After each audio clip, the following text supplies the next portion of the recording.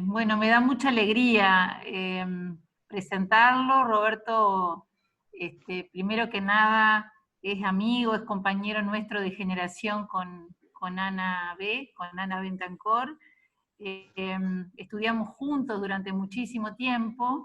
Y Roberto, es cierto, compartimos con Juan y con otro grupo de gente una instancia de formación de psicoanálisis, y bueno, después Roberto hizo otras elecciones y me parecía interesante invitarlo. Roberto es un muy buen comunicador, Bueno, veremos, se ha ¿no? formado y se ha formado en psicología positiva, y siempre me parecía interesante profundizar un poquito, introducir en realidad el concepto. La Sociedad de Psicología Médica había organizado este año el Congreso de la Sociedad, y uno de los invitados principales es un referente en la psicología positiva española. Entonces, ¿Quién bueno, era el invitado principal? No me acuerdo. ¿cómo se llamaba, Juan? Que yo tampoco me acuerdo el nombre. Cristian Ochoa, de la Universidad de Ochoa. Barcelona. Ah, Bien. mira. Este, y, mm, y bueno, no se llegó a concretar el Congreso y nos parecía que estaba bueno, sobre todo, proponer esta mirada, para sacar herramientas, para generar herramientas nosotros también trabajando con pacientes con enfermedades orgánicas. Así que, bueno, bienvenido Roberto, y acá vas a tener un montón de psicólogos, de estudiantes de la diplomatura, pero todos egresados. ¿Ah? Bueno, un gusto a todos, gracias por la oportunidad de llegar a ustedes, a mis amigas ahí, Ana y Ana, que claro, son una historia juntos. Yo no sé si ustedes tienen alguna idea de qué trata la psicología positiva, como ideas previas al respecto. Habilítense el micrófono si quieren para contestarme, o no, nadie tiene ninguna idea previa. ¿No? No, yo no. Bueno, Nadie. nosotros tenemos un terreno virgen así para abordar. Les puedo decir cualquier... No, mentira. Bueno, vamos a ver si esto corre. Bueno, la psicología positiva, básicamente muchos la consideran una corriente, y en realidad más bien los propios fundadores, Seligman y demás, hablan más bien de un movimiento, no tanto de una corriente. Es decir, un movimiento que viene a atravesar a toda la psicología como tal. Porque después vamos a ver más adelante que en realidad el nombre de psicología positiva no es descriptivo de la corriente en sí, porque supone que hay una psicología negativa y eso no es así, y supone también a veces como lo que se ha dado en llamar la dictadura de la sonrisa, que es un estado permanente de bienestar y de felicidad, que tampoco es la idea, ¿no? La psicología positiva lo que propone es una nueva mirada más completa del ser humano, no solo valorando los aspectos más negativos de él o patológicos, y que está bien hacerlo, está bien valorarlo y tratar de solucionar los problemas que la persona tenga, pero también hay toda una parte que es el desarrollo del potencial humano que había quedado de lado en este desarrollo de la psicología. Acá, un poquito de los orígenes, después vamos a repasar un poquito, básicamente, como muchas de las corrientes de la tercera ola, dentro de la que está la psicología positiva, tiene muchos orígenes en la filosofía griega clásica, sobre todo en la escuela estoica, ¿no? También en la psicología humanista de los 50, en la logoterapia de Viktor Frankl. El objetivo básico, esto es como titulares, después vamos a ir a profundizando un poquito. Yo armé un PPT, que yo normalmente hago un taller que es un poquito más largo, como de 4 horas, pero como es de 1 hora y media traté de acortar lo más básico posible. Luego ustedes van a ir, si les interesa, van a ir profundizando. Ana me pidió que les dejara unos links de unos materiales para profundizar que están al final, y la presentación yo ya se la di a Ana Bentancor para que Ana después se las distribuya por mail si quieren. Y también en la presentación está mi teléfono, cualquier cosa me consultan. pero son todos materiales muy accesibles. Palabras claves que hoy trataremos de ver, o que son integrantes de la psicología positiva, son las emociones positivas, las fortalezas personales, el concepto de flow, el concepto de resiliencia y el concepto de crecimiento postraumático.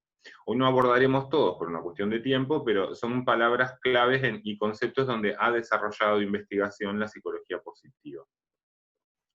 ¿Cómo definirla? La psicología positiva, cuya abreviatura común es la PPP, la PP es una teoría psicológica de la llamada tercera generación, ¿verdad? Yo acá hice un cuadrito, a ver si lo podemos cargar, con las terapias de la tercera generación. Nosotros tenemos una primera generación, que es el conductismo más clásico, después tenemos una segunda, que es la terapia cognitivo-conductual, y luego tenemos una tercera generación. En la tercera generación, que comienza a desarrollarse a partir de 1990, cambia un poco el perfil del conductismo desarrollado por Ellis de la segunda generación, y nosotros tenemos acá hay un replanteamiento contextual en todas las terapias de la tercera ola. El foco está básicamente, y esto es muy de la filosofía estoica, el foco está en cambiar el contexto, el foco está en cambiar la experiencia interna con respecto al suceso que nos pasa, y no tanto al suceso en sí mismo. Es decir, hay una valoración de que el hecho no tiene una valencia, en realidad no es ni positivo ni negativo, puede ser positivo para unas personas, negativo para otros. La base está en cómo la persona interpreta a partir de su subjetividad, personalidad, etcétera, ese evento, si lo interpreta de un modo negativo o de un modo positivo. La idea de todas las terapias de la tercera ola es ampliar el repertorio de respuesta, es decir, que el tablero de botones que nosotros tenemos con repertorios de conducta para reaccionar ante distintas situaciones, sea más amplio que enojarme o ponerme mal, o llorar, o deprimirme. Es decir, que yo tenga un amplio repertorio de respuestas. Eso está muy relacionado con un concepto más bien de que la salud mental está caracterizada por la flexibilidad mental, por la capacidad de adaptarme y de aceptar. Acá hay un concepto básico, yo no sé si ustedes ven el mouse. ¿Ven el mouse? Puede ser. Acá hay algo importante que tiene que ver en casi todas las terapias de la tercera ola, que es esto del abandono de la lucha contra los síntomas. En la psicología clásica, muy influenciada por el modelo médico, hay una lucha contra el síntoma. Nosotros tenemos el síntoma que es algo a resolver, como si fuera el desafío del juego, ¿no? Nosotros tenemos un síntoma que tenemos que resolverlo. Lo que las terapias de la tercera ola plantean, y en particular la psicología positiva, también la ACT hace eso, la terapia de aceptación y compromiso hace eso, es decir, hay una aceptación del síntoma como parte de una solución que brinda a la persona el problema, pero no es solo eso lo que la persona hace. La persona hace otro montón de cosas que no están siendo registradas ni por el terapeuta, y muchas veces por la propia persona tampoco. La persona no se da cuenta de la complejidad que tiene su conducta y de las cosas buenas, por ejemplo, que podría estar teniendo y que no está poniendo en valor. Entonces es importante esto de que no necesariamente se lucha contra el síntoma. Lo que ha comprobado la investigación en psicología positiva es que muchas veces cuando nosotros desplazamos el foco del síntoma a otros factores o a otros componentes de la persona, nosotros obtenemos una resolución del síntoma. La persona deja de deprimirse o se deprime menos o tiene menos ansiedad, o distintos trastornos parecen suavizarse y se vuelve mucho más funcional la persona y más adaptativa. Otro aspecto que es importante es lo del conductismo radical. Yo, teóricamente, no digamos que soy un 100% adherente al modelo conductista. Me gusta más bien trabajar desde el modelo de la psicoterapia de factores comunes. Si hay elementos de la psicoterapia que me parecen interesantes y funcionales para la resolución de un inconveniente del paciente, se utilizan y no tengo problema ninguno en hacerlo. Digo, sabiendo, básicamente, ¿no? Entonces, en la psicoterapia de los factores comunes, que es la fuente que toma más la psicología positiva, se toman elementos, por ejemplo, de distintas corrientes, por ejemplo, de la terapia centrada en soluciones, del ACT, del psicoanálisis también, porque, por ejemplo, hay mucho de terapia de esquemas de Jung. La terapia de esquemas de Jung habla básicamente de componentes de esquemas inadaptativos tempranos que se desarrollan tempranamente, y eso tiene que ver mucho con la teoría psicoanalítica también.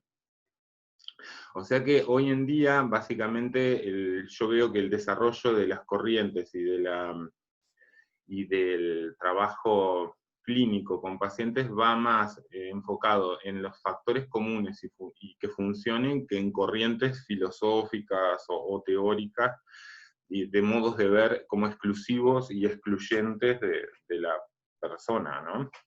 ¿Alguna duda? Me pueden preguntar. ¿Está? ¿Van bien? Me hacen con el dedito. Yo no veo todas las caras, pero los veo ahí. Vázquez y Hervás son dos de los referentes de la psicología española. Uno es Carmelo Vázquez y el otro es Gonzalo Hervás. Uno trabaja en la Complutense de Madrid y el otro en la Autónoma. Y han escrito montones de artículos al respecto y son los referentes de la psicología positiva para el habla hispana. La psicología positiva se ha desarrollado muchísimo en España, favorecida también por el contexto de la psicología española, que tiene una base mucho más cognitivo-conductual que nuestra psicología, que tiene una base mucho más psicoanalítica. En los ambientes donde la psicología tiene una base más cognitivo-conductual, ha pegado mucho más porque básicamente es una rama de la psicología cognitivo-conductual. Así ha pasado, por ejemplo, en Colombia, ¿no? Así ha pasado en Chile, no tanto en Argentina, no tanto en Uruguay, más que nada, pero sí en Brasil. Brasil y España son dos focos de desarrollo de la psicología importantes. Carmelo Vázquez y Gonzalo Hervás, ustedes los van a ver, que son autores que se reiteran mucho en todo esto. Para ellos, la psicología positiva es una teoría psicológica de la llamada tercera generación que hace énfasis en los aspectos saludables de la persona, en el bienestar, en la felicidad, las emociones positivas, las fortalezas y virtudes personales. Es decir, hay un cambio de foco en lo que en lo que la psicología también debería tratar. Originalmente habían tres objetivos de la psicología clásicos, que eran aquellos de la resolución del problema o evitar el sufrimiento humano, ¿no? Después la medición de los talentos y después el desarrollo de esos talentos. Nosotros vimos que la psicología, a partir de la Segunda Guerra Mundial, básicamente, y a partir del enorme trauma que eso genera a la población afectada, se enfocó principalmente en la resolución de uno solo de los aspectos o de los fines originales, que es la resolución del problema, la atención a la psicopatología. Y obtuvo muy buenos resultados en ese desarrollo. La psicología como ciencia subordinada mucho a la medicina y siguiendo su desarrollo. Y sobre todo en Estados Unidos, muy influenciada por el dinero que invertía Estados Unidos en las universidades y en los centros de producción de conocimiento, que estaban muy relacionados con las asociaciones de veteranos de la guerra. Eso llevó, medio sin querer queriendo, a un desarrollo de una psicología muy orientada hacia el problema, y en cambio la psicología pre-Segunda Guerra Mundial tenía aspectos que la hacían mucho más salutogénica, que pensaban mucho más en el desarrollo humano y el desarrollo del potencial de las personas. Eso es lo que retoma la psicología positiva. Porque si bien es importante saber por qué una persona está mal, también es importante saber por qué una persona parece estar bien. ¿Por qué una persona, ante un evento traumático, parece no tener problemas? ¿Por qué la mayoría de las personas pasamos los eventos traumáticos sin tener secuelas? Esos datos son los que interesaron a muchos científicos y es lo que ha ido armando el bagaje de conocimientos que conforma la psicología positiva hoy. Lubomirsky, que es otra referente estadounidense, habla de que la psicología positiva trata sobre los aspectos que hacen que la vida merezca la pena. ¿Por qué vivir? Más bien que por lo otro, que es que por qué no vivimos, ¿no? Esto ya lo vimos. Acá les tengo, vieron otras terapias de la tercera ola que ustedes pueden ver y que están muy buenas, por ejemplo, la terapia cognitiva basada en mindfulness. Mindfulness es un componente también de la psicología positiva, que muchos terapeutas utilizan y otros no tanto. Yo no lo utilizo tanto porque también me parece que, para ser honestos, el mindfulness es algo que también tenemos que practicar personalmente y para poderlo transmitir adecuadamente. Y a mí eso no se me da tanto. Entonces tengo una personalidad que es más chiporroteante, entonces esto de ponerme a meditar no me sale tanto. Sí doy instrucciones a mis pacientes para eso y hay muchas aplicaciones que ayudan y uno ha comprobado los efectos importantes que tiene esto. Hay algo que me olvidé de decir, es que también toda esta tercera ola se apoya mucho en el desarrollo de las neurociencias, porque, claro, uno cuando habla del conductismo radical se refiere a que todos los elementos son conductuales, porque básicamente ahora, a partir de las neurociencias, de las resonancias, de toda la imagenología cerebral, se puede ver y se pueden cuantificar elementos que antes no se podían ver ni cuantificar, es decir, nosotros no sabíamos que existían. Por ejemplo, clásico es el tema de las emociones negativas. Teníamos muchos estudios sobre emociones negativas porque las emociones negativas son fácilmente cuantificables, uno las puede ver. Básicamente, con tener un aparato de presión y un estetoscopio, uno ya puede ir detectando emociones negativas, es decir, un incremento de la presión arterial, un incremento de la frecuencia cardíaca, ya nos pueden indicar o poner en alerta de que la persona está siendo expuesta, yo qué sé, lo estamos poniendo ante videos de terror, por ejemplo, ¿no? Esas emociones negativas que generan miedo son fácilmente medibles. Lo que el desarrollo de la imagenología ha permitido es que todas las emociones en realidad tienen un correlato neurológico, y ese correlato neurológico hay áreas del cerebro que se mueven, ¿no? Sobre todo en cuanto a lo emocional es la amígdala. Y esa posibilidad que nos brinda la neurociencia ha permitido ver que las emociones positivas también generan efectos y son visibles en nuestro cerebro, menos intensos y de características un poco distintas a las emociones negativas. Yo les digo emociones positivas y negativas, pero no quiere decir que sean malas o buenas. Todas son adaptativas. Es decir, nosotros desarrollamos ese repertorio de emociones porque ese repertorio de emociones en algún punto de nuestra evolución fue útil. Fue funcional para algo. Incluso hoy en día la teoría de Millon sobre los trastornos de personalidad, él habla de que los trastornos de personalidad en realidad son adaptativos, son útiles para la persona en determinado contexto. Ahora, en la sociedad occidental de la nueva normalidad, quizás no son tan adaptativos, ¿verdad? Entonces resultan un poco contraproducente tener a alguien antisocial. Ahora, cuando nosotros teníamos un desarrollo más tribal y había que andar luchando con los enemigos, capaz que alguien antisocial, significaba la diferencia entre que mi tribu lograra matar a los enemigos y la otra no, ¿vieron? Es decir, hay un contexto, nuestro panorama de emociones, nuestro repertorio de emociones, todo tiene un sentido, y todo tiene una razón de por qué estar, no hay una negativa mala ni una buena. Hay que pensar más bien en si son adaptativas o si son funcionales para el momento que estamos viendo. El segundo desarrollo, o la que yo nombré acá en segundo lugar, es la ACT, que es la terapia de aceptación y compromiso, de Ayes. La MST, que es la terapia metacognitiva, es también un desarrollo de Wells, que habla de el pensamiento del pensamiento, es decir, nosotros somos lo que pensamos de lo que pensamos, ¿no? Esa terapia metacognitiva lo que trata de modificar son los procesos por medio de los cuales las personas llegamos a los estados emocionales pensando las cosas. No sé si me explico más o menos, Anita. Sí, muy bien.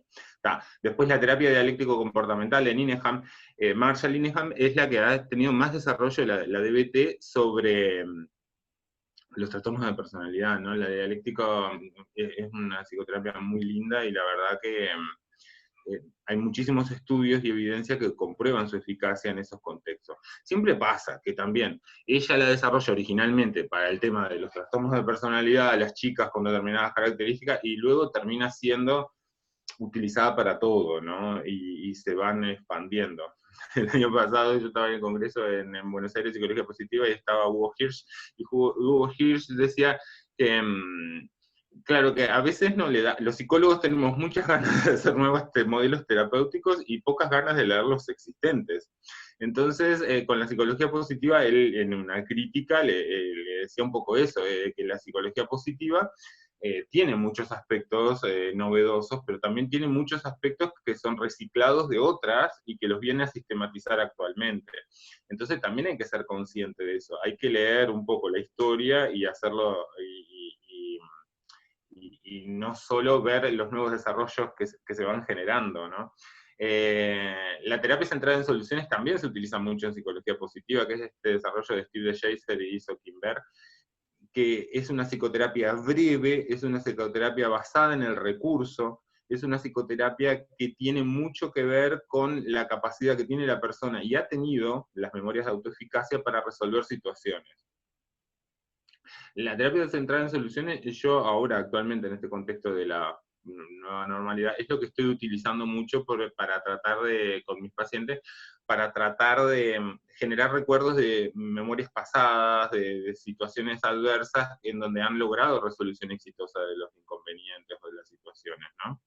Eso es importante. Bueno, después la terapia de esquemas y finalmente la PPT, que es la psicoterapia positiva de Seligman, que es un modelo psicoterapéutico desarrollado y basado en la psicología positiva y que básicamente tiene un perfil para trabajar con la depresión y ha comprobado su eficacia. Todas estas serían las psicoterapias, ¿vieron cuando hablan de modelos terapéuticos basados en evidencia? Bueno, estas serían los modelos terapéuticos basados en evidencia.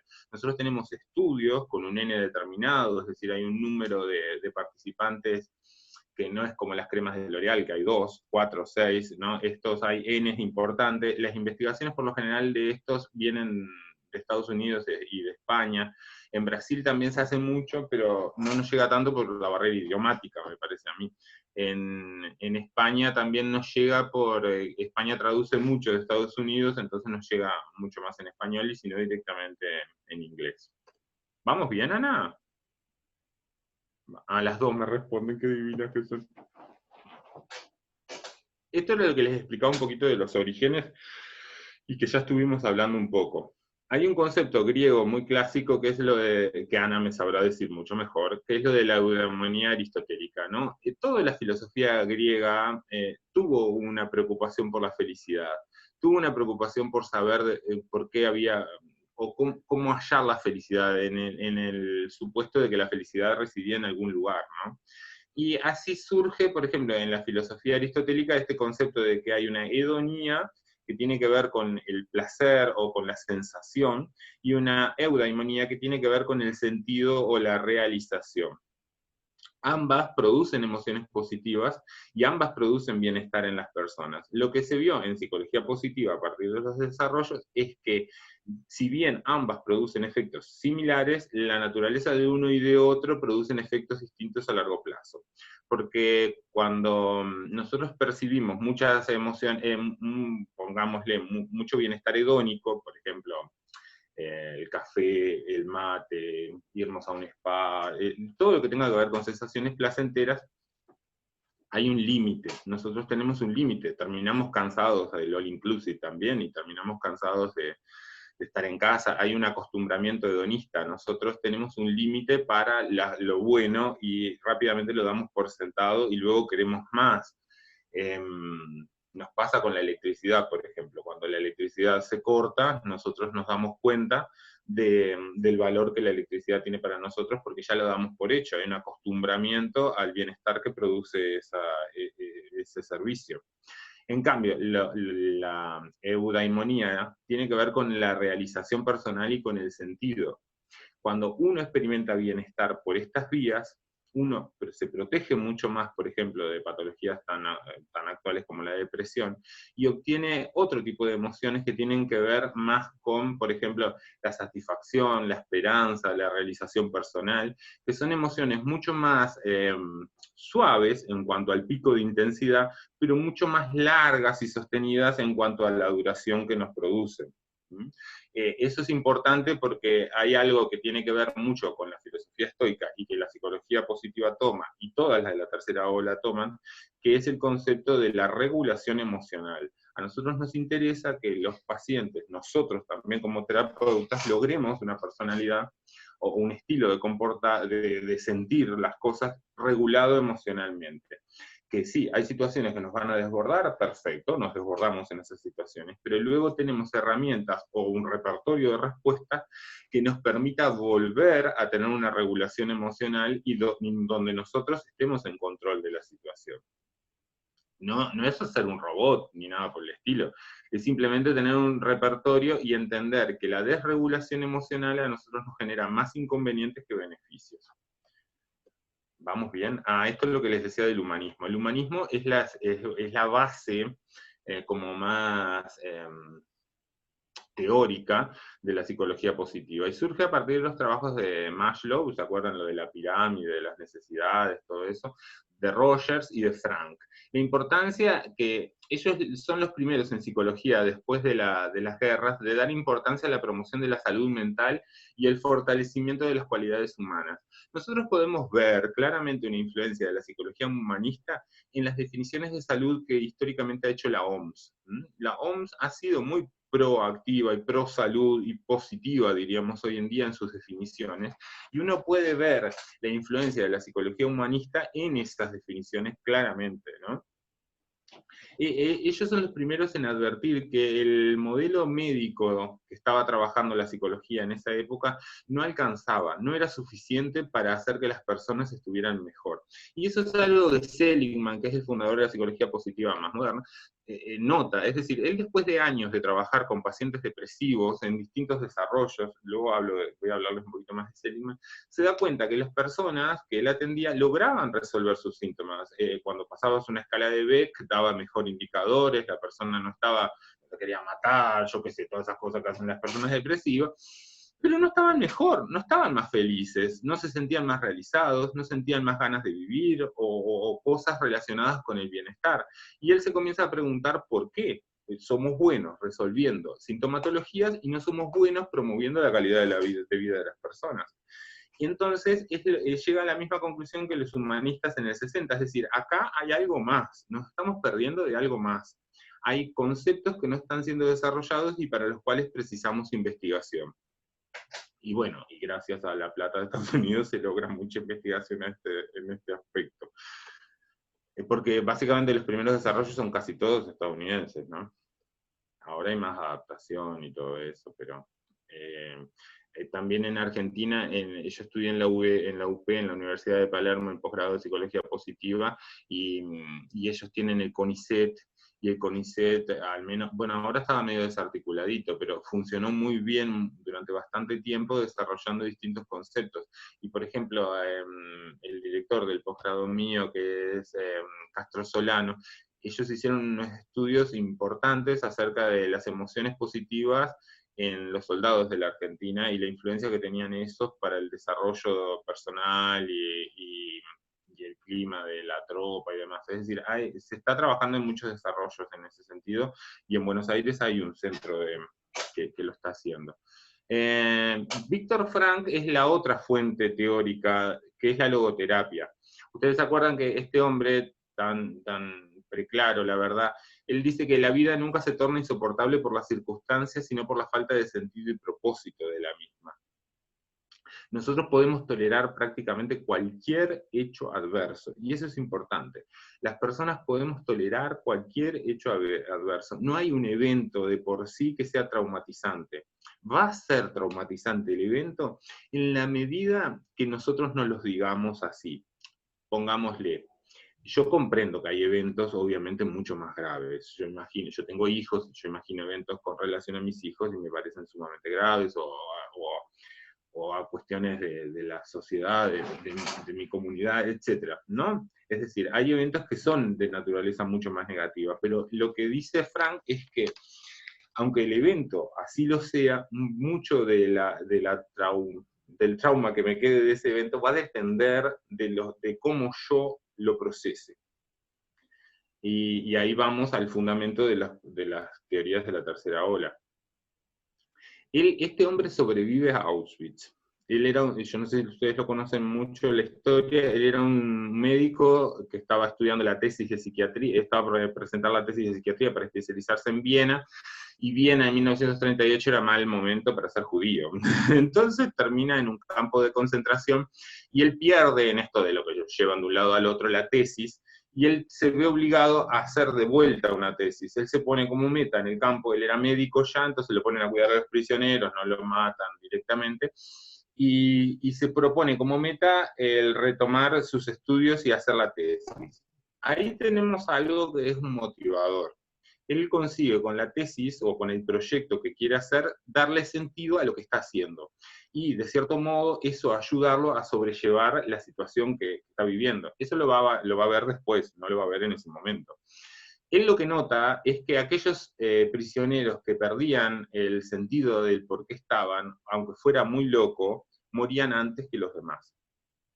Es decir, aquellos pacientes que se rendían, es decir, que ya no tenía sentido mi vida, ¿para qué voy a seguir acá? Morían antes, incluso enfermaban de enfermedades de las que pululaban en esos campos, no necesariamente que los matara, y morían antes que los otros. Eso le llevó a Viktor Frankl a darse cuenta y a generar un libro que me parece que todos deberíamos leer, que es El hombre en busca de sentido. El hombre en busca de sentido es eso justamente.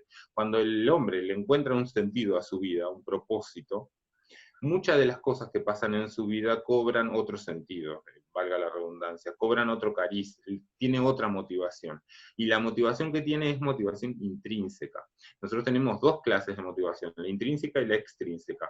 Cambiar el auto puede ser una motivación extrínseca, ¿no? El ser mejor persona a partir de lo que quiero es una motivación intrínseca. Las intrínsecas son mucho más sostenibles y generan mucho más efectos en el bienestar que las extrínsecas. Lo que pasa es que las extrínsecas favorecen la sociedad de consumo y claro, estamos en esa, ¿no? Bueno, Maslow, yo se los dejo porque si no, ¿a qué hora estamos? Estamos bien, me parece. Maslow es también el primero en hablar de psicología positiva como tal. Él es el que acuña el término psicología positiva en este libro Motivation and Personality de 1954. Sin embargo, el término prendió como término teórico definitivamente a partir de los trabajos de Seligman y Csikszentmihalyi en los 90. Para Salanova, que es otra referente importante de la psicología y que ha sido docente, yo fui alumno de ella en la Católica, en el posgrado de laboral.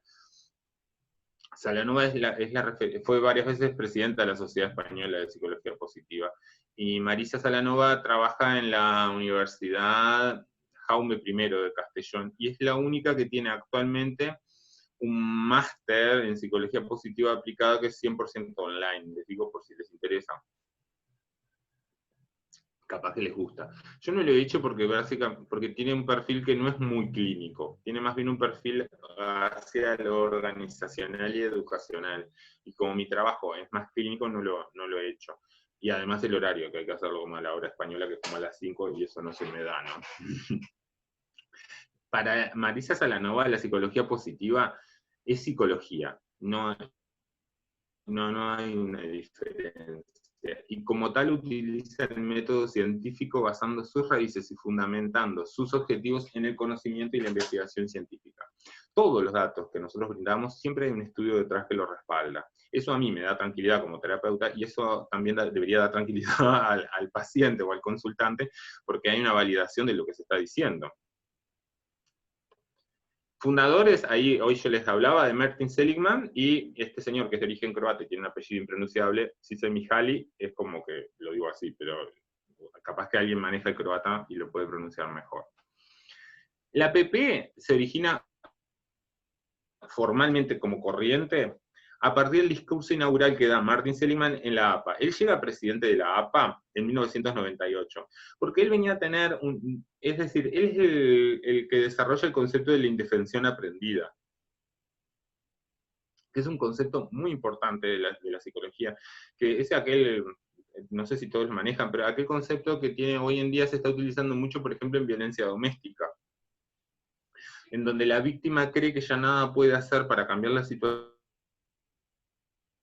porque ha desarrollado indefensión aprendida. Él inducía, estaba medio mal eso, pero él inducía esta indefensión aprendida en perros, a partir de descargas eléctricas, todo eso. Hoy en día sería como un poco controversial todo esto, pero él desarrolla estos conceptos de indefensión aprendida, en donde el animal dejaba de reaccionar ante el estímulo negativo porque sentía que había una inevitabilidad del mismo. Posteriormente, esto se extrapola a otros y se comienza a ver que este concepto, este mecanismo que él descubre de la indefensión se desarrolla en las personas también y en muchas situaciones. Uno las ve, sobre todo, como les decía, en las situaciones de abuso, en las situaciones de violencia y en la depresión. En la depresión también hay una indefensión aprendida en donde el paciente siente que ya nada de lo que haga va a poder cambiar la situación que está viviendo. Entonces se da un poco el abandono que notaba Víctor Frank en los reclusos del campo de concentración, aquello de que ya nada de lo que haga puedo cambiar. Ese concepto y ese desarrollo es lo que lo lleva a ser el científico prestigioso que era y a presidir la APA. Y en el discurso inaugural de la APA es que señala que la psicología debería dar un nuevo aspecto. En su discurso señala la necesidad de que los psicólogos dediquemos tiempo a la investigación, a aspectos de la psicología que la psicología ha dejado de lado, como les decía yo, el bienestar, la creatividad, la resiliencia, la felicidad, la realización, fortalezas, virtudes. En el caso particular de la creatividad, el campo de desarrollo tanto no ha venido por la psicología clínica en sí, sino que ha venido más bien por el campo del marketing y de otras ramas científicas. Ahora está volviendo a la psicología. La creatividad es un aspecto importantísimo y es una fortaleza básica que tiene muchísimo que ver con el bienestar y que nosotros deberíamos promover y desarrollar como psicólogos y como terapeutas en todos los pacientes, en todo el tiempo, porque es la capacidad de generar nuevas soluciones a problemas antiguos, y es un recurso muy importante. La resiliencia también es otro concepto desarrollado, que es esta capacidad de salir transformado de las situaciones y mejorado, que tiene que ver con el CPT, con el crecimiento postraumático, es decir, a partir de la guerra de Vietnam, si bien muchas personas venían con estrés postraumático y los traumas de guerra, todas las problemáticas de eso, también veían de que habían algunos soldados que desarrollaban como un crecimiento a partir del evento traumático. Ese concepto de CPT, de crecimiento postraumático, es algo que se ponen a estudiar y identifican factores que tienen que ver como para identificar qué pasó en estas personas que lograron un crecimiento postraumático. Ustedes que están más en psicología médica lo podrán ver porque hay muchas enfermedades orgánicas o sucesos de la salud que luego en las personas generan, en primer lugar, no generan un trauma y generan un crecimiento después de ese trauma. Muchas veces uno oye después del cáncer o de superar un cáncer, las personas logran sentirse mejor o darle más sentido a sus vidas, hay una revalorización de los vínculos, logran poner en perspectiva cosas que antes les preocupaban mucho, hoy se dan cuenta que no son tan importantes y otras cosas sí lo son, como las relaciones o los afectos. También les pasa mucho a las personas después de los infartos, es decir, logran lo que se llama un crecimiento postraumático. El evento, lejos de ser un factor que disminuya sus capacidades, es un factor que aumenta su repertorio de respuestas, y a la persona le aumenta su bienestar. Es paradójico, pero es bueno saberlo, porque muchas veces, me parece, cuando estamos en la atención de pacientes orgánicos, como es el caso de ustedes, el hablar del crecimiento postraumático, el indicar que existe esa posibilidad, a las personas les suele dar mucha esperanza, mucho alivio, y les cambia el modo de afrontarlo. A ver qué podés aprender de lo que está pasándote. Mucha gente logra superar estos eventos, que si bien son duros, generan dolor y sufrimiento, los logran superar y salir con enseñanzas y salir con una resignificación de la vida. A ver qué logramos contigo. Es decir, hay posibilidades de crecimiento aún en las situaciones traumáticas. Y eso era lo que invitaba a hacer Martin Seligman. No sé cómo van, gente, ¿van bien? ¿Me están entendiendo? Yo no los veo mucho más que a 4 o 5. Pero si tienen alguna duda, me están ocurriendo, por favor, cambien de canal. Todo bien, dice Juan en el chat. Ah, va por el chat, está. El chat, lo que pasa es que no me sale con la presentación, pero bueno, vos me lo traducís, Ana, ¿tá? Yo te leo un comentario que había dejado Mercedes, anotado anteriormente, que no sé referido a cuál parte de la presentación estaba, creo que era cuando hablabas de lo de integrar diferentes... de la psicoterapia de los factores comunes. Exacto. Mercedes planteaba que, y vos planteabas lo de los polos en Latinoamérica, ella dice que en Argentina Mariam Alizadeh tiene un libro que se llama Lo positivo en psicoanálisis y aborda la psicología positiva y el psicoanálisis.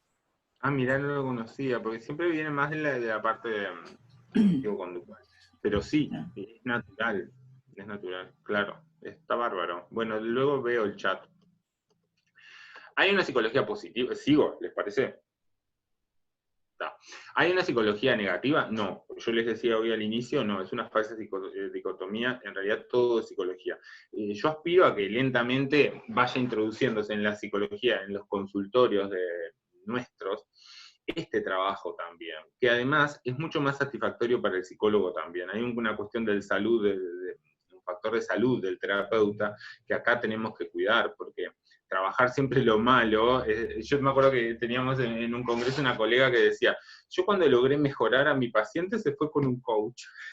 Y era triste, porque en realidad el desarrollo, nosotros tenemos licencia para trabajar y desarrollar las mejores facultades de las personas. Nosotros tenemos formación en coach sin saber que somos coach propiamente dicho, ¿me comprenden?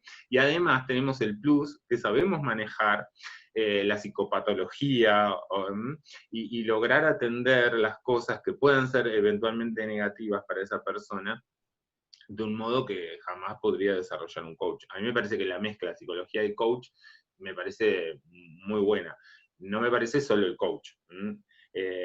Marisa Salanova dice siempre de que la psicología positiva vino a darle la base teórica y de investigación al coach, que el coach no lo tenía. El coach era solo una práctica, ¿no?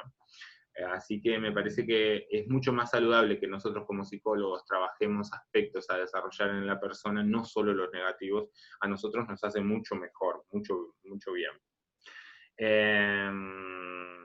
¿Sí? La psicología positiva tiene un enfoque salutogénico y una visión optimista del ser humano y de su evolución. Nosotros creemos en que vamos a ir mejor.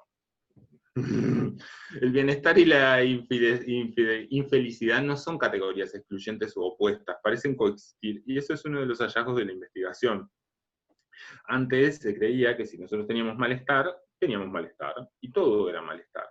Lo que la investigación ha demostrado es que nosotros podemos estar con mucho malestar por una situación determinada, y eso no impedir que nosotros sintamos bienestar por otras cosas. Lo que quiere decir es que van por carriles separados. Ahora, si van por carriles separados, ¿cuáles son estos carriles? ¿O qué mecanismos hacen que las personas sientan cosas negativas, como el malestar, y a su vez emociones positivas que le provean bienestar?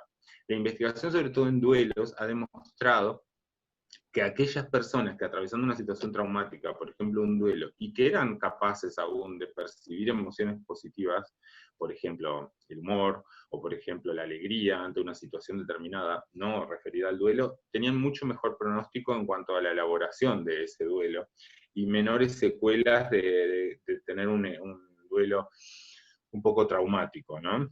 Es decir, lo que pasa es que también nuestro discurso cultural dominante muchas veces nos deja que en situaciones traumáticas tengamos ese recurso a mano. Uno cuando está mal debería estar coherentemente mal, todo mal, triste, llorando y todo eso. Y en realidad la investigación dice que si vos aún lográs en la situación traumática la capacidad de tener emociones positivas, y entre ellas la más destacada es la del humor, la capacidad de reírte de un chiste, la capacidad de alegrarte por una situación determinada, es mucho mejor el pronóstico que vas a tener de superación de ese evento. Eso está en este libro que me encanta y se los recomendé ahí. El optimismo inteligente, de María Dolores Aviá y de Carmelo Vázquez. Este libro es maravilloso. Mitos y creencias. Creemos erróneamente que la ausencia de malestar es igual a bienestar, y eso en realidad no es así. La persona puede trabajar, fomentar su bienestar independientemente del malestar que sienta. Y lo que se ha demostrado es que si nosotros trabajamos en desarrollar el bienestar, el malestar de por sí tiende a disminuir. Por una cuestión de la brecha atencional, nosotros no podemos atender todo al mismo tiempo. Si estamos enfocados en el malestar, todo nuestro horizonte es el malestar. Cuando nosotros empezamos a focalizar en otros aspectos más positivos, ese foco atencional se va desviando y el foco atencional que ocupaba el malestar se ve disminuido. ¿Me comprenden? Básicamente, sí. ¿Estar alegre es antídoto para estar triste? No. Lo que sabemos hoy en día que no. Uno puede estar alegre por una situación y seguir triste por otra. No tiene nada que ver. ¿La enfermedad es el polo opuesto a normalidad? No. Puede haber normalidad perfectamente aún en cuadros de salud comprometida. La enfermedad no es sinónimo de malestar, como les decía, ni motivo suficiente para la pérdida de bienestar. Y eso es algo que ustedes que están en psicología médica deberían trabajar también, es decir, que por más que la situación, por ejemplo, de salud orgánica esté complicada, el bienestar de la persona puede no estar comprometido. Hay estudios interesantes, sobre todo con pacientes que sufrieron ruptura de médula, ¿no? Que implicó que quedaran paralíticos, parapléjicos, etcétera, en donde el bienestar es recuperado básicamente a niveles basales. Hay un nivel, ahora vamos a medir bienestar, pero hay un bienestar que nosotros tenemos basal, que tiene un gran componente hereditario y ese nivel no parece sufrir grandes fluctuaciones. Eventos traumáticos, como por ejemplo la ruptura de la columna y lo que eso significaba, a las personas les producía un gran malestar en inicio.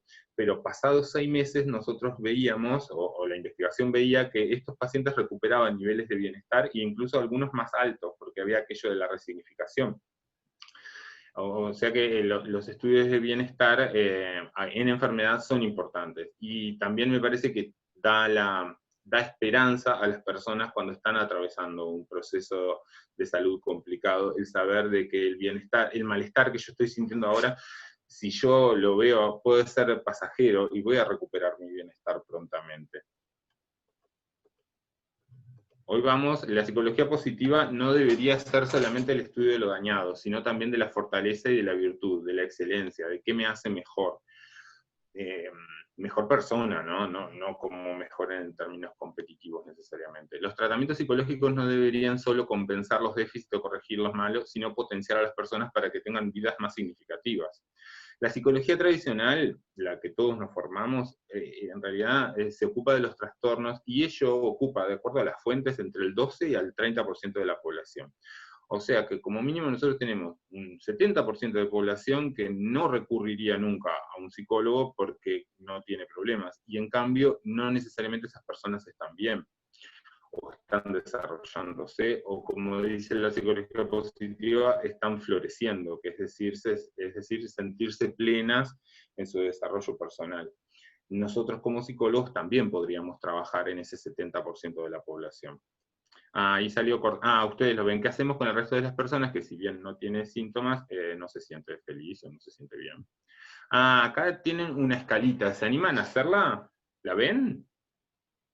Miren, es el cuestionario para medición del bienestar. A ver si a mí me logro cambiar esto. Ahí. Son 4 preguntas. Ustedes redondean o sumen ahí en una hojita. En general me considero poco feliz, muy poco feliz o muy feliz. Y redondeen del 1 al 7 el punto que consideren. En comparación con la mayoría de mis pares, me considero menos feliz, más feliz. Y así lo van haciendo. Ábranse el audio si quieren para hacerme preguntas.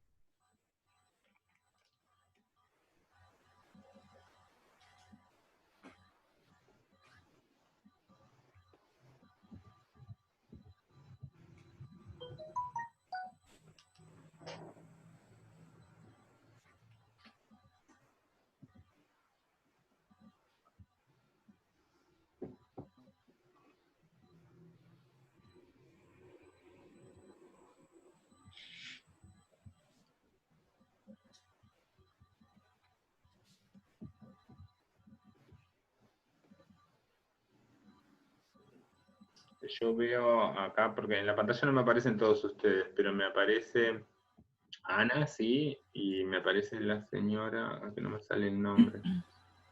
que está con un buzo fucsia y un cuadro atrás de 3 casitas. Sí, sos vos la que me sale. Ahí va, cuando termine me avisan. Ok. Yo ya terminé. Está, perfecto. Ahora, sumás los puntos que obtenés ahí del 1, el 2, 3 y 4 y lo dividís entre 4. Ustedes ven, esta escala es muy simple de hacer, tiene mucha validación científica, es desarrollada por esta autora, Sonia Lubomirsky, en este libro que es La ciencia de la felicidad, en donde ella reflexiona sobre aspectos que nosotros creemos que nos harían más felices. Quizás tener más dinero, quizás tener una relación, parecer más jóvenes, perder peso, y en realidad poco de eso tiene relación con el ser o el estar más feliz, sino con muchos otros factores. Y acá habla sobre esta escala que es muy fácil de aplicar y nosotros podemos reiterar, se puede retestar una vez por mes, por ejemplo, y ir evaluando la evolución del bienestar de la persona, no solo de su malestar, sino de este aspecto positivo, ver cuán bien está. Cuando nosotros le preguntamos a una persona, vamos a medir tu felicidad subjetiva o bienestar subjetivo, se sorprenden mucho, porque la verdad que no esperan que alguien hable del bienestar. Las personas estamos muy acostumbradas a hablar del malestar que tenemos y de lo mal que nos sentimos. Y cuando uno cambia eso, ya el foco atencional cambia. La persona empieza a pensar que, debería pensar quizás en las cosas que me hacen bien. Y la escala va en ese sentido. ¿Qué les dio, gente, más o menos? 6. 6, muy bien. 5. Perdón. 5. Ahí va. Miren, ahí está la media. En estudiantes universitarios, que son una población bastante infeliz, acuérdense cuando éramos estudiantes, nos la pasábamos también, la media es de 4. Bueno, algunos se divertían siempre, Mariana, pero hay otros que no. A veces la pasabas mal entre los parciales, otras cosas. Imagínate ahora el Zoom que se corta. Bueno, la población universitaria, que no es el modelo más feliz, 4. La población media tiene una escala de 4,5 a 5,5. Los jubilados, por ejemplo, 5,6. O sea que estás. ¿Quién dijo? Mariana dijo que tenía 6. Muy bien, Mariana, muy bien. Acá en el chat estoy viendo, Roberto, las respuestas y están todos también entre 6. Están todos en la casa tomando mate, 5. Viendo esta disertación. ¿Cómo no van a estar bien? El profesor pone 5,7 y dice que va para jubilado. Está este año claro, en los trámites previos. Está en los trámites previos. Pero, y sí, eso es algo que también se ha criticado. Porque, ¿qué pasa? Ustedes ahora hicieron, y tienen que tomarlo en cuenta, hay un efecto de las emociones que, sobre todo que duran más o menos una media hora, 45 minutos, es que si nosotros estamos percibiendo emociones positivas, por ejemplo, la están pasando bien en este taller, y les resulta interesante, probablemente tiendan a puntear un poquito más alto en este punto. Porque hay un efecto como de contaminación de la emoción de lo que estamos viendo, que también eso se ha observado y también eso se debe tomar en cuenta. Sobre todo porque se ha inducido a estados emocionales. Nosotros podemos inducir estados emocionales a través de videos, por ejemplo, y medir el bienestar de una persona de un día para el otro, que básicamente no debería cambiar demasiado, y la inducción de estados emocionales logra cierta variación en esas medidas. O sea que tómenlo en cuenta a la hora de aplicar esto, el contexto que la persona está, para tratar de que esté más o menos estable. Pero es una medición muy interesante para tenerla ahí anotada en el cuadernito del paciente, ¿no? El paciente anotan acá lo que pasó, bueno, hoy dio bienestar tanto. Después lo vamos a ver en la parte de intervenciones, que espero llegar. ¿Hay más chat, Ana? No. Está.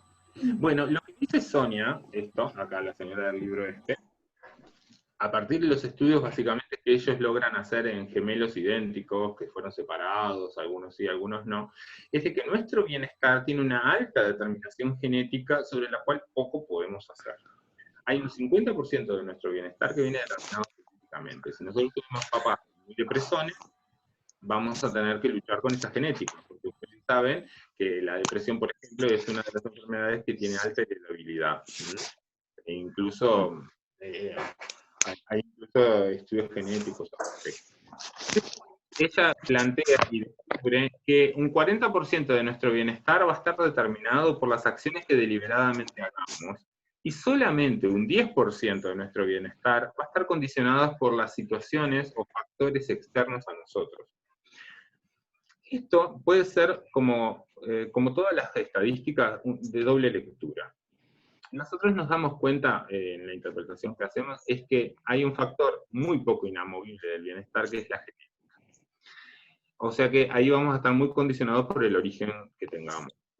Y sobre todo, acá habría que distinguir un poco de genética y epigenética, porque tiene que ver el factor genético y tiene que ver también los factores familiares en la temprana infancia que favorecieron o desfavorecieron ciertas características que pudimos desarrollar o no en función del contexto familiar que tuvimos. ¿Se comprende? ¿Sí? Y después hay un 40% de acciones que nosotros podemos tomar, que se llaman acciones deliberadas, para influenciar ese bienestar. Lo cual en realidad es un margen bastante amplio. Y lo sorpresivo de la investigación que hace Lubomirsky es que en realidad los factores positivos o negativos de nuestra vida tienen nada más que un 10% de incidencia en el bienestar. Nosotros, como psicólogos formados en el modelo más clásicos, creemos que los eventos traumáticos tienen un gran potencial para incidir en el malestar o en el bienestar de las personas. Y estos estudios revelan que en realidad ese nivel de influencia solo llega hasta un 10%. Pero va a depender mucho también del relato que la persona haga, porque en las acciones que están en el 40%, nosotros, ante la situación traumática, podemos hacer un relato que lo maximice, lo perpetúe, y termine siendo el evento desgarrador que le cague la vida, porque muchas veces, capaz que les ha pasado, ¿no?, de pacientes que dicen, bueno, mi marido me cagó la vida, ¿no?, o mi mujer me cagó la vida, o hay un evento que les supone que les arruinó todo.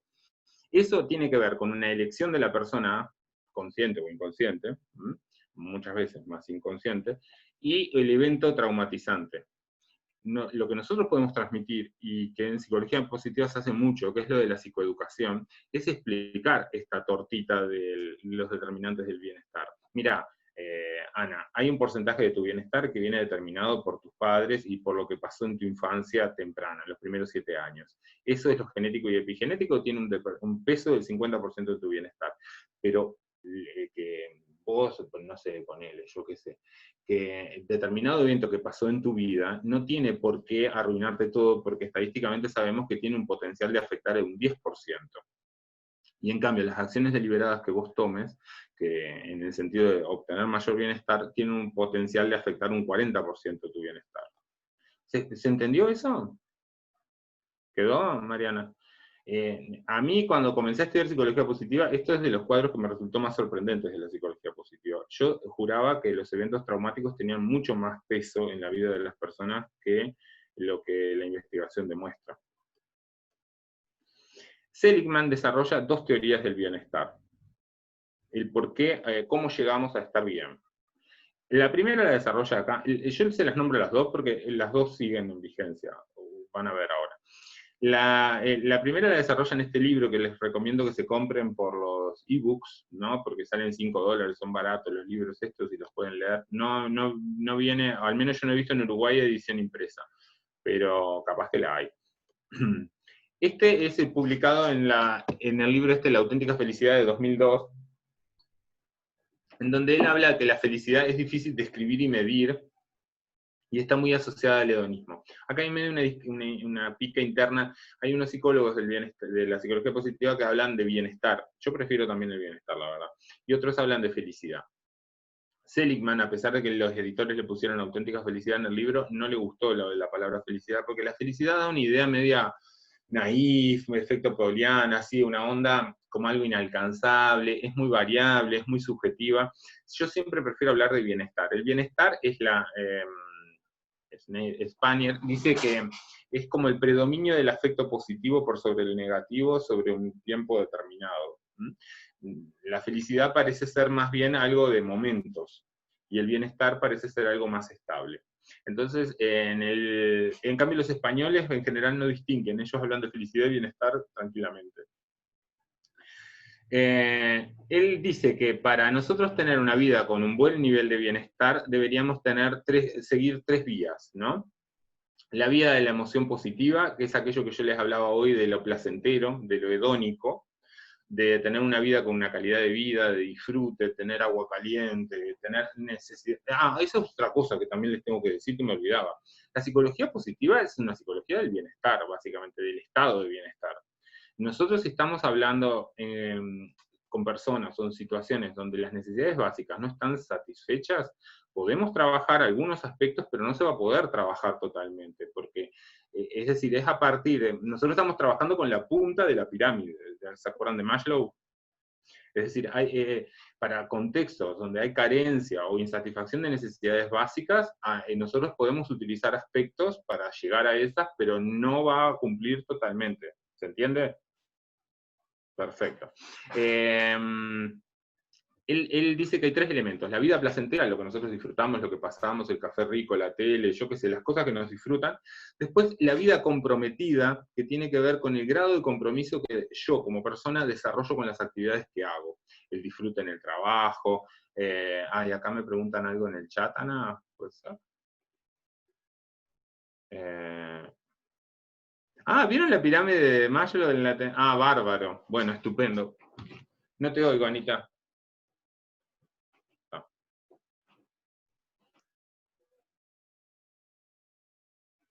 Justamente en una paciente con gran vulnerabilidad social. Perfecto. Claro, vieron que, claro, cuando están... Ana, estás muteada. Está silenciada. Perdón, no me he dado cuenta, que te diré que es el promedio de los pacientes que vemos generalmente en el hospital de clínicas, ¿no? Y cada vez esa realidad como que va en aumento, ¿no? Sí, sí. Igualmente, es decir, que nosotros hablamos acá de una circunstancia ideal, y nosotros vivimos en un consultorio de la circunstancia real. Claro. Hablamos de necesidades básicas, pero sí entiendo, claro, pueden haber realidades complejas, ¿no? O más experiencia clínica. Sofía acá pregunta, por ejemplo, si en ese sentido la felicidad sería excluyente al sufrimiento. No, porque, es decir, nunca es excluyente, al contrario, es complementaria. Y van por vías distintas. Uno puede experimentar bienestar, y eso también es un concepto de psicoeducación que nosotros podemos orientar mucho a nuestros pacientes, que es el concepto de área. Nuestra vida debería tener la mayor cantidad de áreas posibles, más o menos unas 5, en promedio: el área laboral, el área de lo social o los amigos, el área familiar extensa, el área de la familia del núcleo, el área del desarrollo personal, es decir, lo laboral. 5 o 6 áreas, una cosa así. Cuando nosotros centramos nuestra vida en pocas áreas, tenemos más riesgo de que pasen cosas en esas áreas que nos afecten. Cuando uno desarrolla el concepto de multiplicidad de áreas, puede tener malestar por un área, por ejemplo, me despidieron del trabajo, y lograr compensar con las otras áreas y ponerlas en valor ante el paciente o el consultante. Bueno, entiendo lo que está pasando con el trabajo, pero también tenemos que ver que hay otras cosas de tu vida que parecen estar funcionando bien. Eso, que parece un poco una intervención tonta, en realidad genera mucho bienestar, da mucha más tranquilidad y va en el camino de la autoeficacia. Nosotros tenemos que promover, como dice Yang, adultos saludables y autónomos, ¿no? Entonces, generarle a la persona que tiene herramientas para seguirlo sobrellevando. Bueno, sí, si gestiono mi familia y va todo bien, no veo por qué no puedo cambiar de empleo o conseguir otra cosa. Cuando las personas, que a veces me pasa, viste que, yo qué sé, personas que son solas, no tienen pareja, ya murieron sus padres, lo único que tienen es el trabajo, que además el trabajo es el único ambiente donde tienen amigos, y su sociabilidad pasa por eso. Cualquier cosa en ese ambiente va a generar muchas complicaciones. Yo siempre les pongo la metáfora del alargue. ¿Vieron los alargues de estas zapatillas que todos tenemos en casa? Si nosotros empezamos a enchufar todos los electrodomésticos de casa en ese alargue, ¿nosotros qué vamos a lograr? Que se recaliente, que se queme, que los vínculos, que se derrita. Eso mismo pasa cuando nosotros recargamos un área de nuestra vida con todo. Es decir, cuando nosotros tenemos nuestra pareja tiene que ser nuestro amigo, nuestra pareja tiene que ser nuestra sociabilidad, nuestra pareja compartimos proyectos, con nuestra pareja trabajamos, es decir, está bien, pero diversifiquen, porque si un día tenés un putero con tu señora, se te complican todas las áreas de tu vida. ¿Se entiende ese concepto? Y me parece que tiene es mucho de psicoeducación a la hora de hablar con nuestros pacientes de esas cosas, ¿no? La tercera vía para conseguir bienestar es la vida significativa, es aquello de mi vida con sentido, el para qué estoy en este mundo. ¿Qué sentido tiene lo que yo estoy haciendo? El sentido puede ser intrínseco, como hoy les hablaba al principio, que son las motivaciones más sostenibles, que tienen que ver con el desarrollo personal, tiene que ver con, no sé, ayudar a las personas, por ejemplo, alguien que tenga más altruismo, o hacer un aporte a la humanidad, hacer aporte a mi comunidad, a mi familia, etc. O puede ser con factores más extrínsecos, lo cual fragiliza el bienestar, ojo, atente al piojo, porque a veces muchas personas tienen como vida, el significado de su vida, por ejemplo, son sus hijos. Cuando los hijos crecen, luego tenemos el tema del nido vacío. O sea que, y así otros, cuando mi bienestar está relacionado con algo extrínseco, yo tengo escaso control sobre los eventos extrínsecos. Y eso puede poner en peligro nuestro bienestar. Siempre, como terapeutas, es conveniente que nosotros desviemos el significado a factores intrínsecos sobre los cuales el paciente o el consultante tenga control. Eso le va a dar mucho más bienestar. El control, en ese sentido, le va a dar mucho más bienestar y mucho más tranquilidad. El trabajo terapéutico debería pasar por estas áreas. Ustedes, si ven, esta teoría del bienestar tiene un problema, que lo viene a subsanar en la segunda.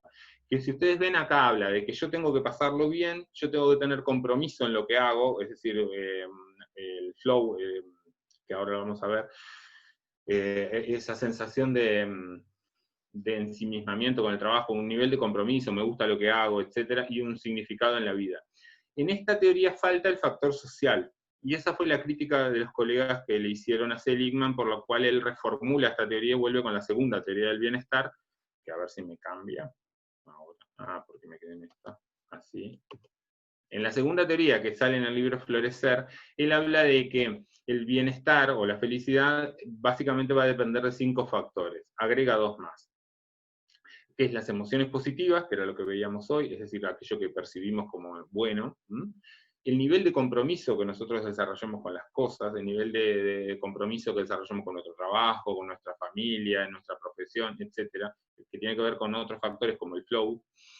Las relaciones positivas, la calidad de las relaciones que nosotros mantenemos con los otros va a ser un factor importante que se agrega en esta teoría y que tiene mucho peso en el bienestar de las personas. Hoy en día nosotros vemos que mucho de nuestra consulta tiene que ver con factores relacionales, ¿no? Es decir, el problema a veces no está tanto en lo intrapersonal, sino en lo interpersonal. Yo que hago terapia de pareja, por ejemplo, los estilos de comunicación afectan mucho en el bienestar, ¿no? Cómo nos hablamos o cómo nos relacionamos con los integrantes de nuestra familia es un tema, y eso tiene que ver con las relaciones positivas. Lo otro, el cuarto punto es el significado de nuestras vidas, y el 5 que le agregan es los logros, que tiene que ver con la memoria autoeficacia. Un equilibrio adecuado en esto es lo que ellos llamaron la teoría del PERMA. Ustedes la van a ver en distintos lugares. La teoría del PERMA tiene que ver, a ver si puedo cambiar esto. Acá. Las emociones positivas, el acrónimo está en inglés, ¿no? Positive Emotions, Engagement, por compromiso, que es el flow, la motivación en el trabajo, las relaciones positivas, que es Relationship Positive, que es con la pareja, con amigos, con colegas, el meaning, que es el significado, el para qué estoy en este mundo, y el accomplishment, que es los logros, son los hitos que he alcanzado en mi vida. ¿Cómo estamos? ¿Estamos bien? Vamos con el optimismo, ¿les parece? Ana, ¿preguntas? Quería avisar que estamos cerca de -4 y el horario de finalización es a las 10, como para que pueda capaz que quedar unos minutos de intercambio. Ah, bárbaro, perfecto. Bueno, sí, como quieran. Yo ahora pensaba hablar un poquito Se ha detenido la función compartir pantalla. Está.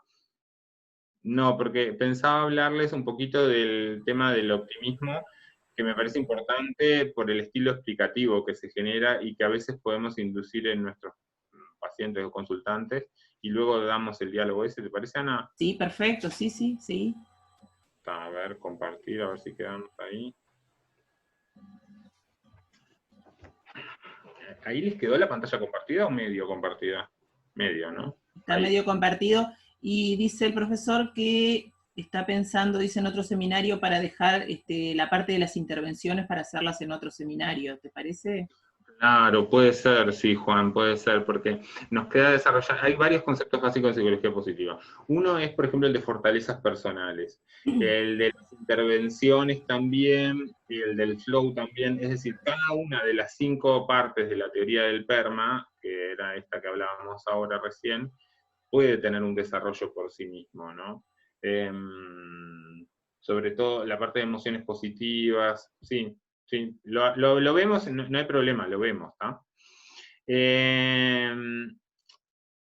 Los estudios sobre optimismo también son propios de la psicología positiva, y por ejemplo Taylor en el 2000 plantearon que los sesgos positivos, es decir, aquellos rasgos de carácter se entiende aquello que es estable, medible y relativamente poco modificable en la persona, intervienen en la sensación de control que tenga, en el recuerdo positivo y en las atribuciones causales. Es decir, aquellas personas más optimistas o más pesimistas van a variar la sensación de control que tengan de los sucesos de sus vidas, va a variar los tipos de recuerdos que hagan y en las atribuciones causales. Por ejemplo, es significativo en las entrevistas de pareja, en la psicoterapia de pareja, las parejas aquellas que en los primeros 20, 30 minutos de la sesión logran traer recuerdos positivos del pasado, esas parejas tienen mucho mejor pronóstico que aquellas que no lo logran hacer. Y es un claro indicador, dice Gottman, de la predictibilidad de la relación, es decir, él se ha dado a llamar esto el predictor de los divorcios, ¿no? Él tiene una serie de mecanismos en donde a partir de conocer 5 o 10 minutos de discurso de la pareja, pone si se van a divorciar o no. Y uno de esos es el tema de los recuerdos positivos. Aquellas parejas que logran evocar recuerdos positivos, por ejemplo, tienen mucho mejor pronóstico. Las que tienen más recuerdos positivos también tienen mucho más presente como rasgo el optimismo. Mesulis comprueba que el optimismo tiene un efecto protector en la salud física y mental. Las personas que tienen un marcado optimismo viven mejor. No necesariamente viven más, pero sí viven mejor. Viven más, se ha hecho un estudio que se llama NAN Study, que pueden averiguar ustedes, que es el estudio de las monjas, en donde a las monjas se les pedía en un momento determinado que hicieran una carta de vocación, porque se querían unir al convento.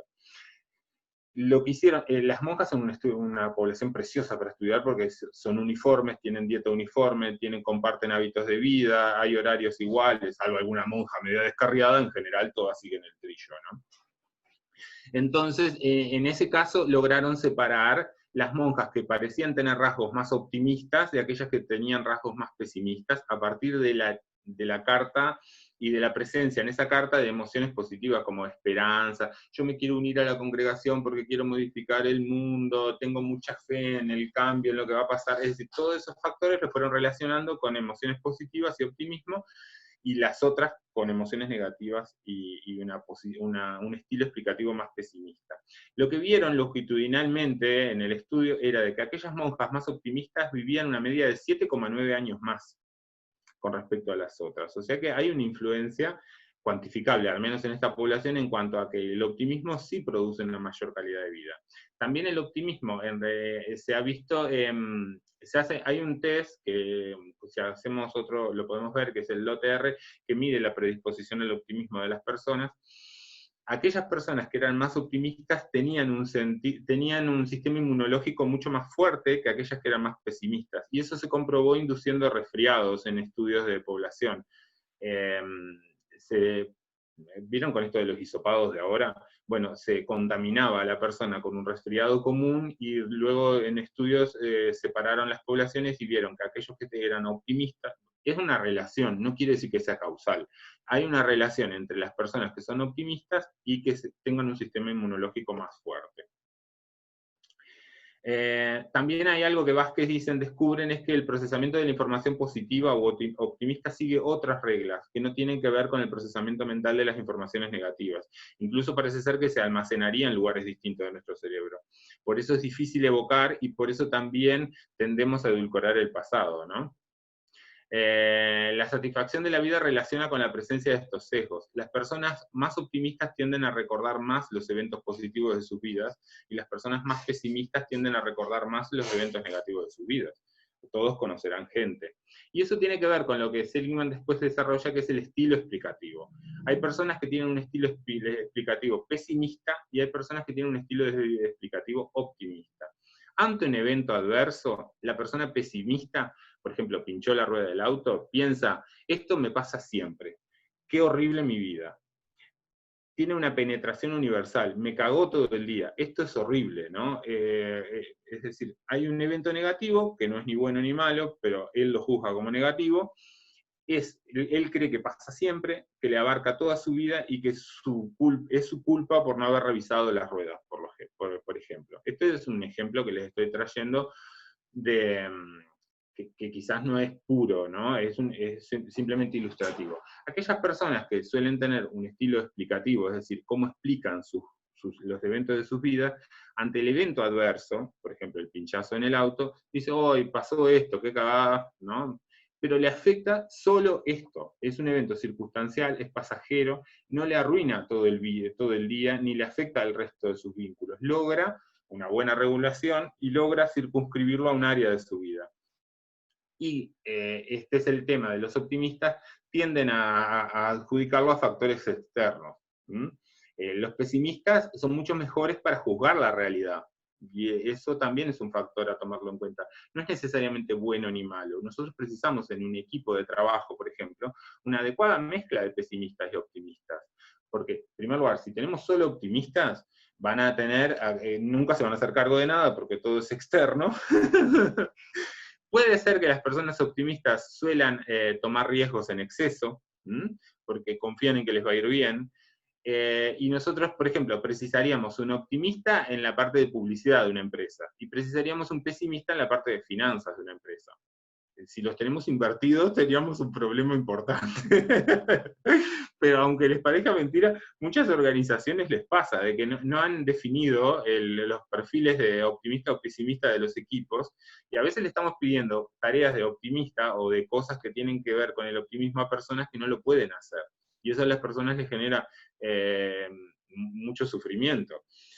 Una tiene una razón de ser para un momento y otra para otro. Ante un evento positivo, las personas pesimistas se invierte el rol. Creen que es algo pasajero, que les pasó de casualidad. Ay, mira, yo nunca gané nada ahora porque me tocó esto, pero nunca gano nada. Creen que el evento es concreto, le afecta a eso, pero no le abarca toda la vida.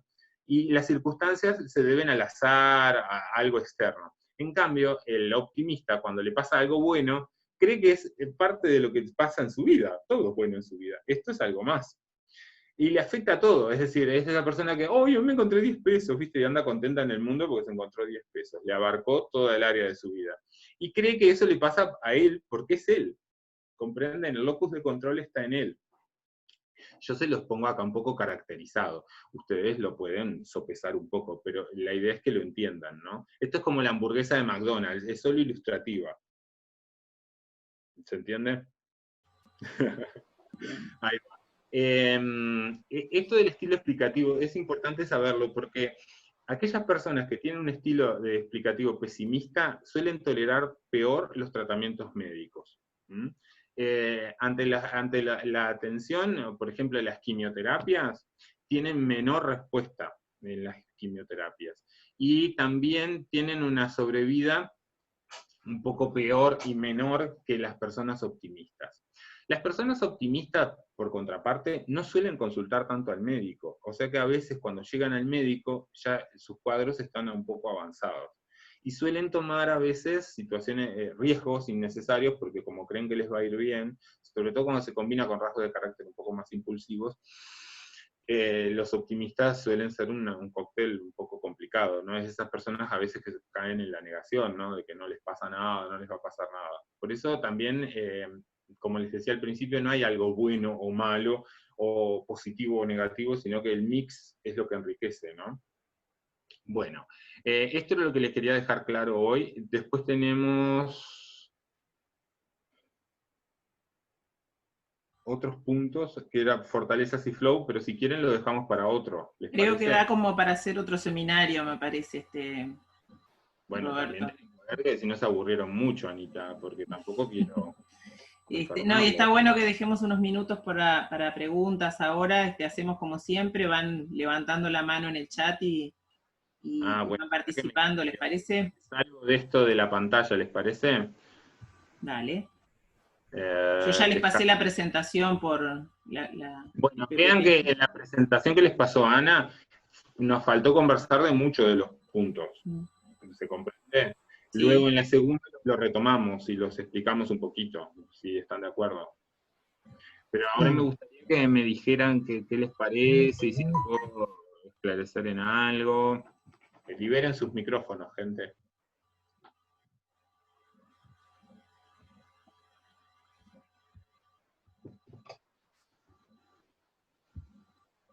¿Yo tengo que liberar los micrófonos, Ana? No, lo estoy haciendo yo, lo estoy haciendo. Y lo pueden habilitar cada uno también, o si no levantan la mano en el chat. Yo quería retomar un par de preguntas que habían quedado hoy de cuando aplicaste la escala breve esa. Que Karina pregunta que cuándo es aplicable, dice, porque podría ser aplicado para ver la autopercepción al inicio, por ejemplo, de un ingreso al hospital y cuando la terapéutica ha comenzado a funcionar y valorar el cambio del estado emocional, como, yo no sé si entiendo bien, Karina, como un antes y un después, algo así. Sí, ¿quién es Karina? A ver dónde está. Karina Parga está por ahí. Ahí se habilitó. ¿Todo sí, bien? Karina, me parece perfecta esa idea que vos decís de poder evaluar, porque la ventaja que tiene es que, más allá de que tenga limitaciones en la comparación de mi escala con la escala de Karina o la de Ana García, sí va a ser comparable con el propio paciente. Bien. Conmigo va a ser comparable. Y vos vas a tener un factor fácilmente cuantificable para valorar el bienestar subjetivo. El bienestar siempre es subjetivo, eso es importante saberlo, porque tiene que ver con la sensación personal. Entonces, hay factores, es decir, siempre va a estar influenciado por lo que yo crea, por como a mí creo que me va, ¿me comprenden? Sí, claro, la experiencia. La experiencia, claro. Entonces, siempre partimos de la base de que es subjetivo. No hay un análisis de sangre que me dé bienestar. Podés hacerlo al ingreso, podés hacerlo al egreso y ver la evolución del mismo. Inclusive Sí, sobre todo que nosotros tenemos a veces muy pocas posibilidades de volver a ver a nuestros pacientes. A veces tenemos una sola entrevista o dos, pero en aquellos que sí tenemos oportunidad de tenerlos un poco más de tiempo, poder ir viendo la evolución, ¿no? Y acerca de la percepción al ingreso y cuáles fueron sus emociones y cuál fue la experiencia en relación a la enfermedad y luego cómo eso ha ido cambiando a lo largo de nuestro vínculo con el departamento, ¿no? Tal cual. Hay varios modelos de bienestar. Yo acá les traje este porque era más corto, pero hay un modelo de bienestar de Rift que a mí me gusta mucho, yo lo paso a mis pacientes, a ver si tengo alguno acá. Que lo paso a mis pacientes, que es el modelo de bienestar de Rift. Es un cuestionario bastante simple, un poco más largo que este, y un poco más difícil de puntear. A ver si les doy el nombre, pero... ¿Lo ven? Es un cuestionario acá, que tiene distintas preguntas, son 39 preguntas en el modelo. Rift es una gran teórica del bienestar. Ella divide el bienestar básicamente en 6 áreas. Dice que nosotros tenemos que estar bien en 6 áreas, ¿no? La autoaceptación, cómo nos aceptamos a nosotros mismos, las relaciones positivas que tenemos con los demás, la autonomía, el dominio del entorno, cuánto creemos que el dominio del entorno lo podemos controlar, que eso en los pacientes, sobre todo en los pacientes clínicos, está muy menguado. Las personas muchas veces sienten poco dominio del entorno, es decir, te vienen, te prenden la luz, te apagan la luz, te dicen cuándo tenés que ir al baño, comprenden, hay muy poco dominio del entorno, y que el dominio del entorno tiene mucho que ver con el bienestar de las personas. A veces, simples cosas, como por ejemplo, darle un poco más de dominio del entorno, genera mucho bienestar. El crecimiento personal y el propósito de la vida. Esas 6 áreas les evalúa este cuestionario y te dice cuán bien está esa persona, básicamente. El modelo de bienestar de Rift es bien interesante para aplicar, pero es mucho más largo, no es tan práctico quizás, Karina. Bien, ¿tú nos podés compartir ese modelo de escala para poder estudiarlo? Sí, lo podemos ver, quizás lo agregamos para la presentación siguiente, Ana. Sí, las dos están asignadas. A mí me parecía interesante esto de la escala porque, bueno, yo en mi tesis de maestría, yo estoy estudiando es una maestría en educación, pero a mí me interesa estudiar o valorar el componente emocional en la afectación del rendimiento académico del estudiante, ¿no? Sobre todo al ingreso, porque, bueno, hay un gran cambio que es el ingreso a la universidad, y hay algunos estudios que esto que tú traías de la percepción que tiene el estudiante durante la trayectoria y bueno, ni que hablar en el momento del cambio, ¿no? Sobre cuáles son las percepciones que tienen sobre sí mismos, sobre el proyecto educativo, y me parece como bien interesante esa línea para ver también desde lo institucional cómo acompañar a ese estudiante. Perfecto, me parece una buena idea. Gracias. Por favor, Karina. ¿Más preguntas, gente? Dapueto levantó la mano. Sí, bueno, muy interesante la presentación y realmente se confirma lo que decía Ana García de que Roberto es un excelente comunicador. Eso no cabe ninguna duda porque fue una presentación muy entretenida, muy bien explicada y realmente muy interesante.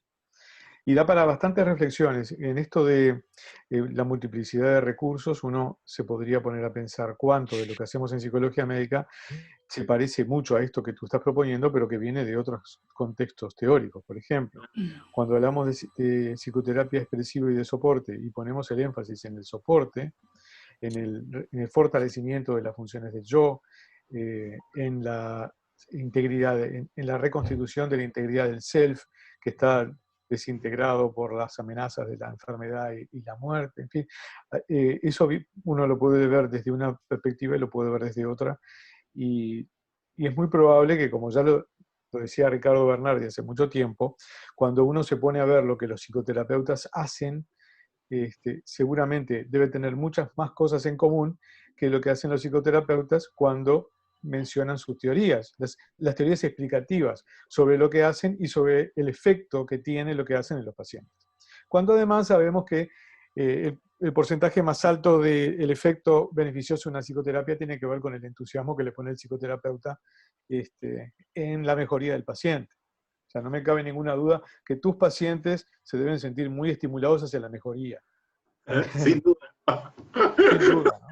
Entonces, por un lado eso, ver los aspectos comunes, y uno puede a las intervenciones leerlas desde distintos modelos teóricos, marcos teóricos y en fin. En cuanto al concepto de felicidad y bienestar, es un tema que hemos conversado muchísimo tiempo. Mi línea de trabajo y de muchos compañeros del departamento ha sido en medición de calidad de vida. La medición de calidad de vida viene desde conceptos de eudemonismo y está enfocada en multidimensiones.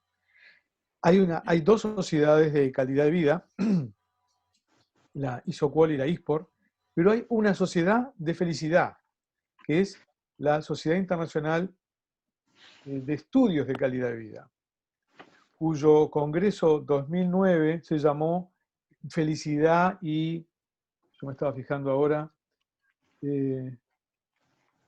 felicidad en un mundo multicultural. O sea, a aquellos que les interese más abordar el tema del bienestar desde la perspectiva de la felicidad, sepan que hay una sociedad entera que hace su congreso internacional, al que va mucha gente, que enfoca sobre todo en felicidad, en happiness. Y hay dos sociedades que miden calidad de vida enfocando en bienestar multidimensional.